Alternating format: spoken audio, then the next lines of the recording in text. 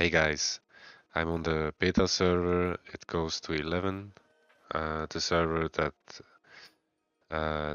allows you to play endgame content and test new hero talents and all that stuff.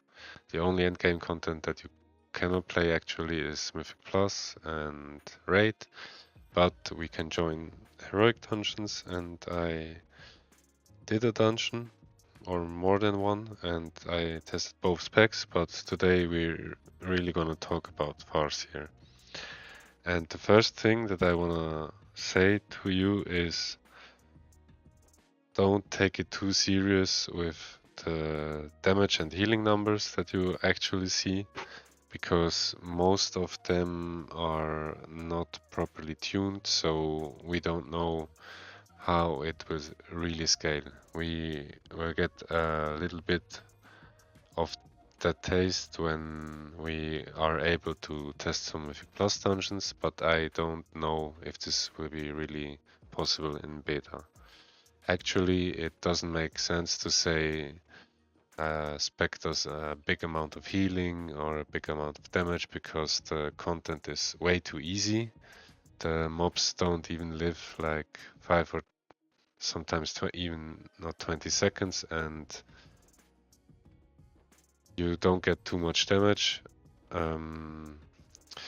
What I experienced so far, there are some big pulls in the dungeons, and you get a constant amount of damage, and if you don't use all of your CDs, it's a little bit hard to heal against that. Otherwise,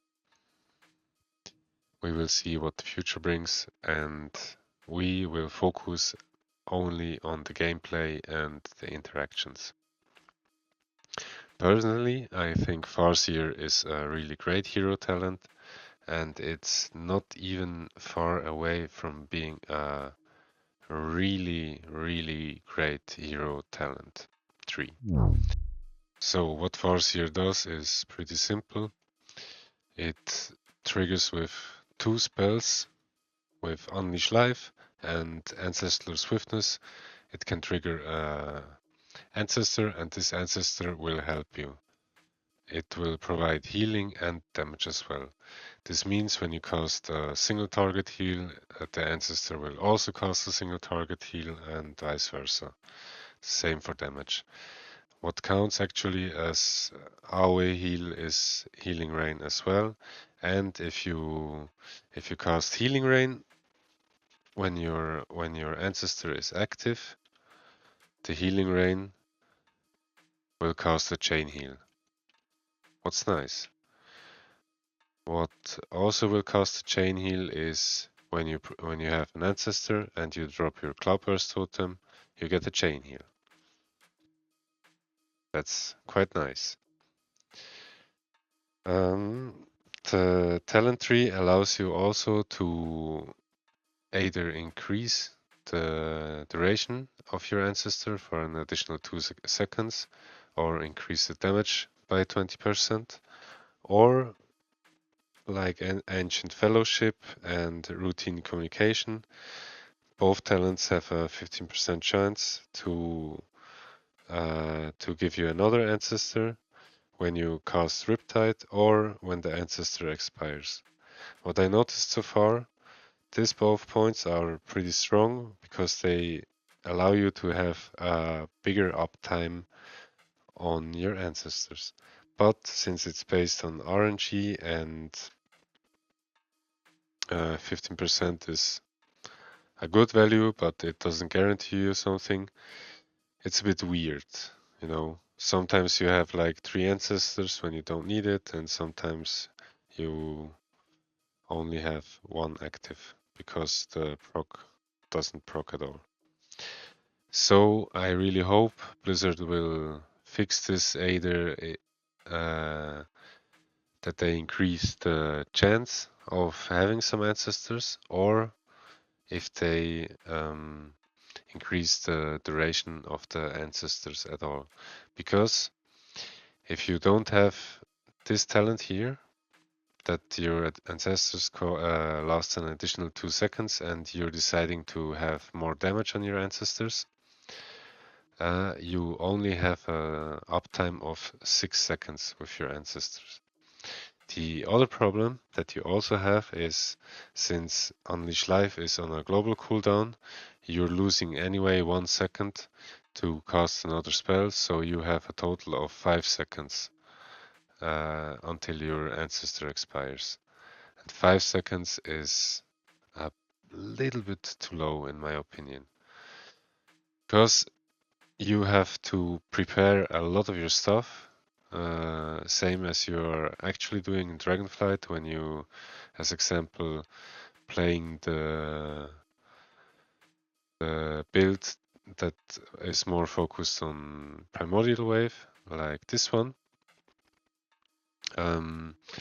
You still have a big time to prepare all your stuff to do a big amount of healing. So even then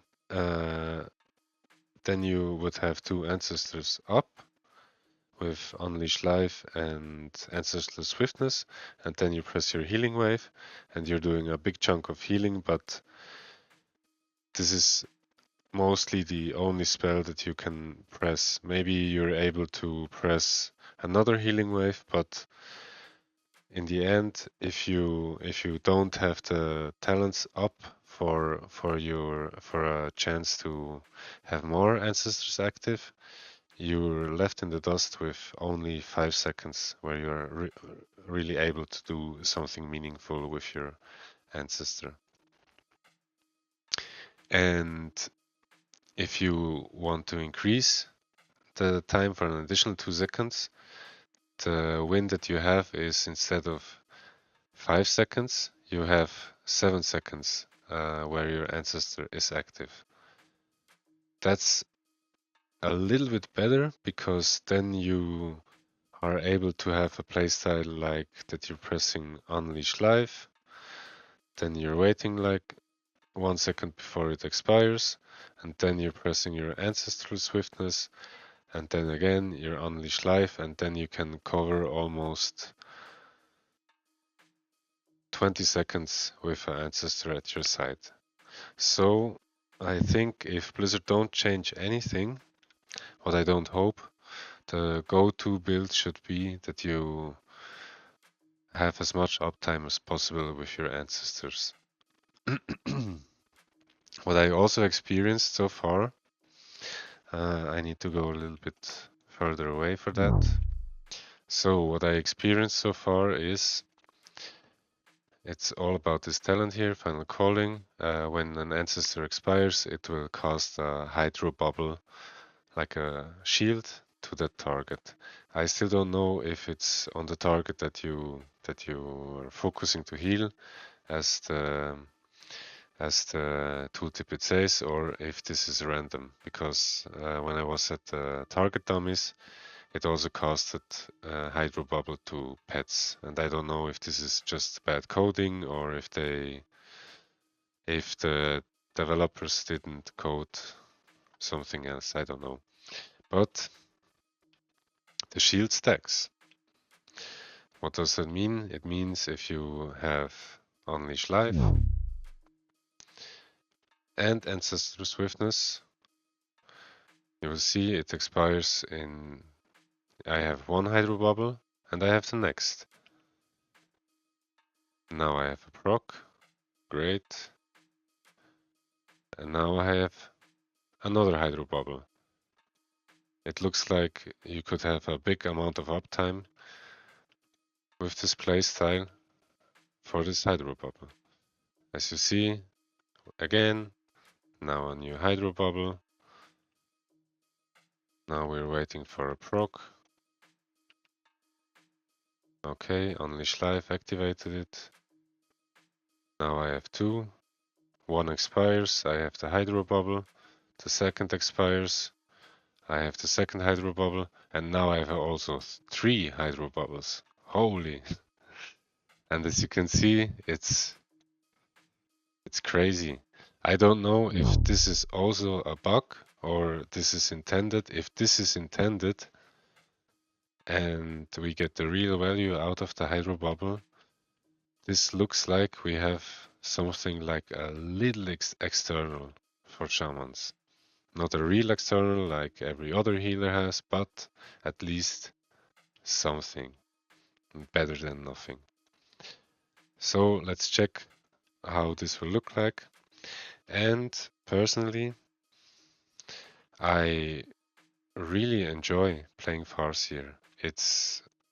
I thought Totemic would be way better in any way, and Totemic is a great hero talent as well, but actually there are some other problems, and we will talk about these issues in another video. I promise this. But actually it's really based just as a feedback how Farseer feels and what it could be in the future. Because I think personally with Totemic and Farseer you are able to do a decision that is always talked a lot in the shaman community. And the decision is, do you want to play Cloudburst Totem or do you want to play Healing Stream Totem? Because actually, Healing Stream Totem feels way better in Totemic than in Farseer, and Cloudburst feels way better as Farseer than as Totemic Shaman. Um, what what also is pretty clear in my opinion, if you're enjoying PvP as I do sometimes, Farseer is perfect for PvP. The playstyle in Arena is already that you have Unleash Life and deeply rooted elements, and that you also try to spec into like improved Primordial Wave. You also don't need Healing Rain in PvP, which also frees up 2 talent points, and what you also don't need is Ancestral Vigor, so at least you have 4 more talent points which you can spend. So for PvP, I think Farseer is really, really well designed. The other issue I experienced so far is you have only one interaction in the whole hero talent tree as a Farseer with your totems, and it's primordial capacity, because with primordial capacity you are allowed to have 4 stacks of tidal waves, and 4 stacks of tidal waves means you are way faster able to restore your Cloudburst totem from the cooldown that it already has, because Water Totem Mastery reduces the cooldown by after every use of tidal waves by 0.5 seconds, so you're always able to reduce with 1 Riptide and 4 hardcasts the remaining duration, the remaining cooldown of your Cloudburst by 2 seconds. And this is great. What also is great for Farseer is that Riptide is, in my opinion, with Farseer, Riptide is your main healing spell. You already get an additional charge and it heals for 5% more. Actually, it doesn't feel that Riptide does anything to your healing target. As I already said, the numbers are... Don't expect too much from the numbers. This is tuning that will happen in the next few weeks or days even, I don't know. And then we will have a better picture about that. But I'm playing Shaman since Dragonflight Season 1. At the end I started to play Resto Shaman. Before that I never played Resto Shaman. I played a very long time with a main Resto Shaman in Arena. We weren't good at all. We made it sometimes to 1800. In Shadowlands I think we were at 2k, I don't know. And I wanted to play Shaman because I really like the class fantasy. And yeah, what should I say? what I experienced so far as Resto Shaman is that when your riptides are strong, your class is strong. That's a base fact. That is also a reason, not the only reason, why Resto Shaman was in Season 3 one of the meta specs in PvP, and why Resto Shaman was also able to time one of the hierarchies in Mythic Plus, and why they also were able to progress on Mythic Virok. Resto Shaman, no Resto Shaman was able to do the highest key in the world, but a lot of Resto Shamans showed everyone that it's really possible to play Resto Shaman on a very high and competitive level. So I think this one won't change at all in the War Within. You will still be a good class, maybe not the meta class, we will see. But gameplay wise, both hero talents give you a very nice way to play Shaman.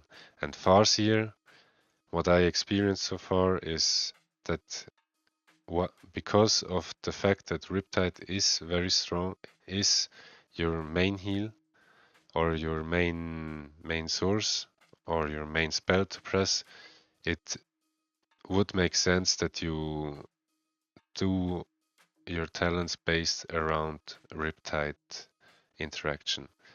So that means you could still spec into Primordial Wave, or you could spec into Primal Tide Core and Ancestral Awakening, but I think PTC is a little bit an overkill because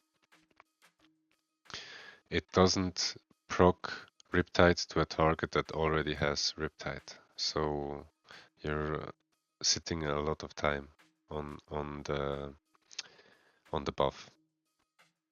But what I think is Deeply Rooted Elements has a very solid state, as it has already in Season 4 of Dragonflight. I posted already a video about that. You can watch it in the description.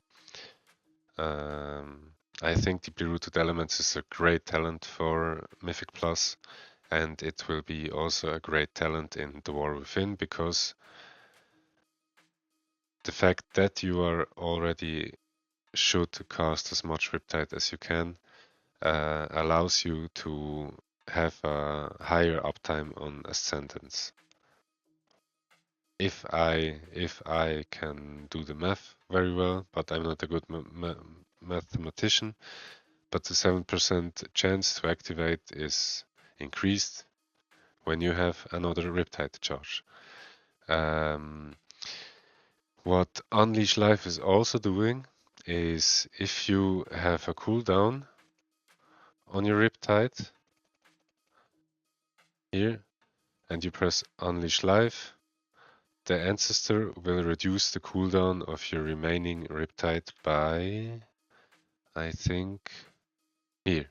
When an Ancestor is called, they reduce the cooldown of Riptide by 2 seconds. So every Ancestor that you're calling is reducing your cooldown on Riptide, and this is so great for Arena. I don't know. It will just give you more time to cast your very efficient single target heal, and in Arena, when you still need to hardcast, your tier set is carrying you, because when you have tidal waves active, the cast time of your regular healing wave is 0.79 seconds, the same cast time as chain heal. So that's a big dream that came true, in my opinion, but we still have a little issue with this, because actually I'm running 11% haste, and I think I still need around 17 to 20% haste, because I also like to do a little bit damage in Mythic Plus, and this will, I think, this will lead us to some weird interactions where our cast time could be around 0.4 or 0.5 seconds, and your global cooldown is 1 second. But that's an issue that's already aware in the community, and I think we don't talk too much about that. But my experience, as I already said, is it's pretty funny to play, and I really enjoy Farseer so far. And I think I'm gonna queue for a dungeon now. Ah, Mr. Tonk is here. Hello, Mr. Tonk. So what also is great for Farseer are the 3 extra charges of Earth Shield, what I really like.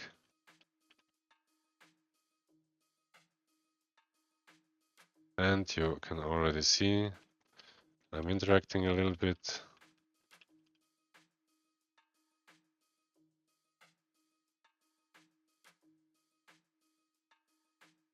Maybe you're noticing, because I cannot notice it actually, but I have all the time some ancestors up.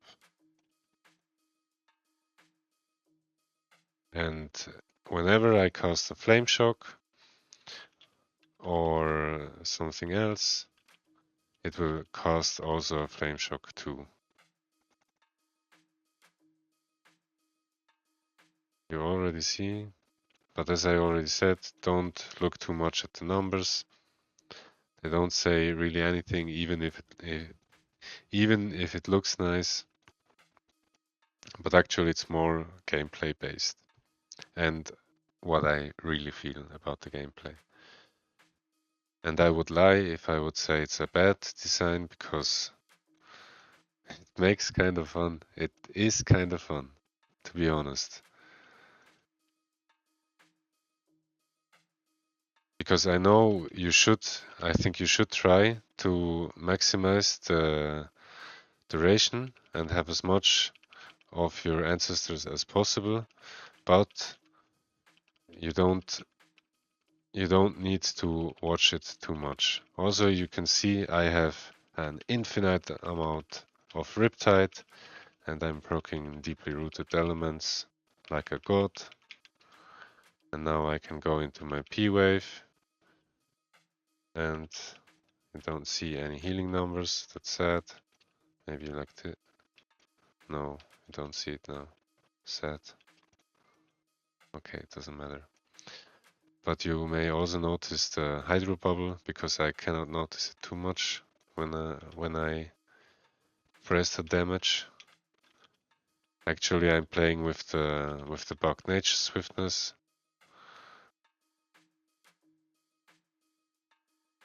Oh, and deck. And now I did Ascendance, instant healing wave, Riptide, healing wave, P wave, Cloudburst.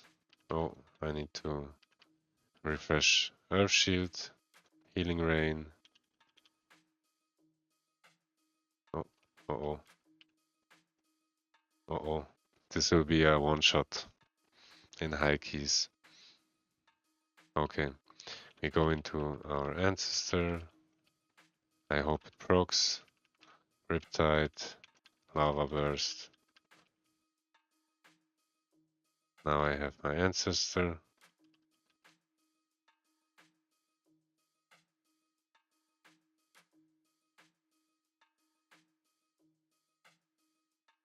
And I have my Hydro. Oh, damn. Nobody saw that. Nothing happened. Nothing happened.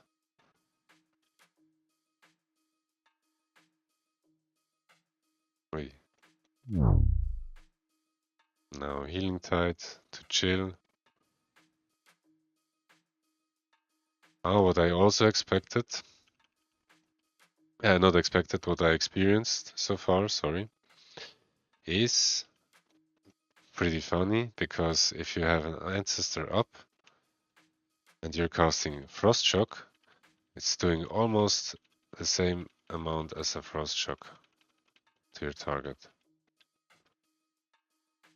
It's pretty solid, but I think frost shock is still too weak to be an alternative, because otherwise you are a class that has almost only instant spells, and it's a huge win.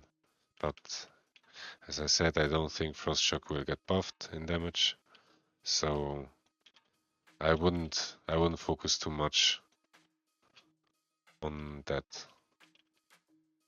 But we can now cast Ancestor, Nature Swiftness, Healing Rain, AG, maybe a little bit Link,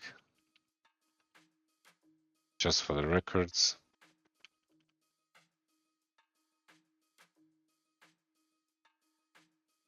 And what you also maybe have noticed, I don't press Healing Surge at all.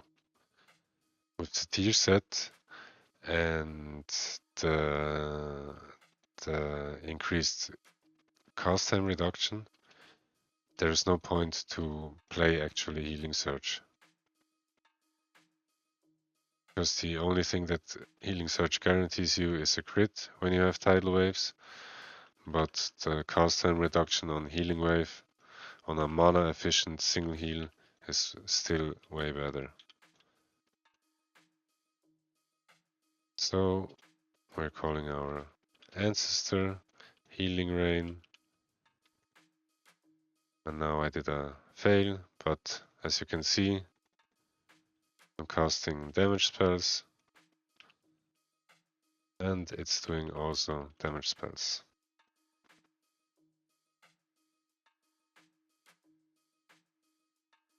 What also happens if you cast Flame Shock, it will cast instant damage like Lava Burst. Oi, what was that?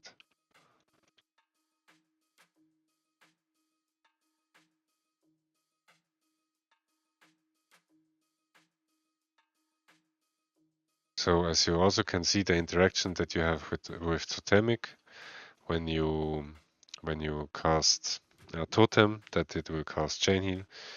You have this interaction too, but only when your Ancestor is active. And I don't know if this would mean that we shouldn't focus on a Riptide build, but instead focusing again on High Tide and Chain Heal focused build. But as I already said, we don't know how the numbers will tune, and we still have to wait. But actually, with this gameplay, with a Primordial Wave build, Farseer is really a fun build. So I cast Ancestral Swiftness, Healing Rain, Ancestor, first instant damage, second Riptide, let's hope for the best. Yes, we had luck. Oh, holy, it's a big pull. The overall healing looks like this, and yeah, we don't know if this will be the truth.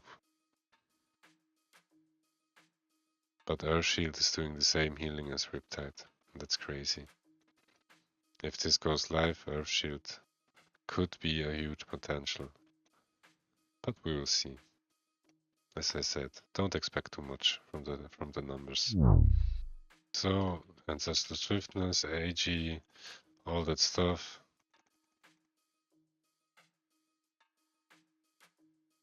You see, my Ancestor are doing some spells.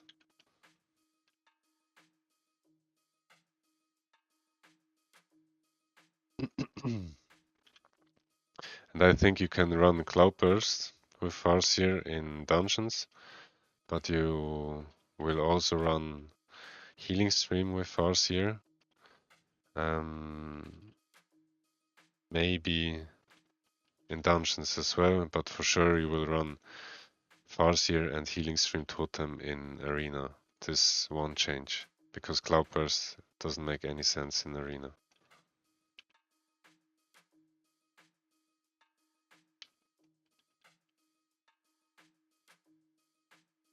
And Healing Tide is also buffed. It's a pretty solid cooldown now, having Healing Tide totem active. And you see as well, I'm not playing it properly in the dungeon. I should use way more Riptides. Like my CPM should be way higher. I should use way more Ancestral Swiftness. I should use, I don't know, way more Unleash Life to have as much Ancestors as possible. But also, procs your Ancestors is when you cast a Riptide from Primordial Wave. So that's also a huge win. That means you have a total of 4 Riptides, where it's possible to get an Ancestor.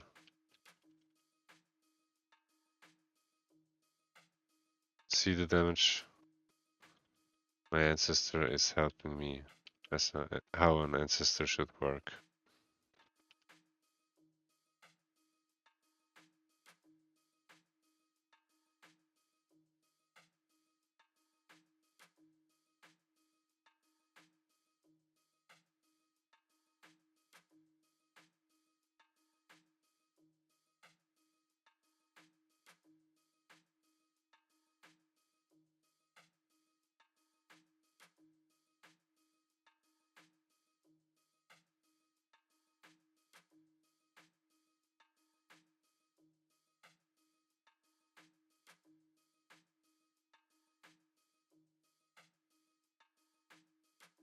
And you see all the other great visuals as well.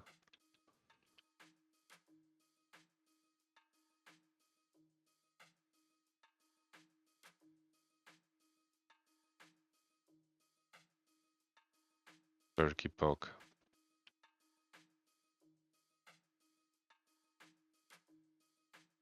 Bad. Thank you guys. And how does the overall look?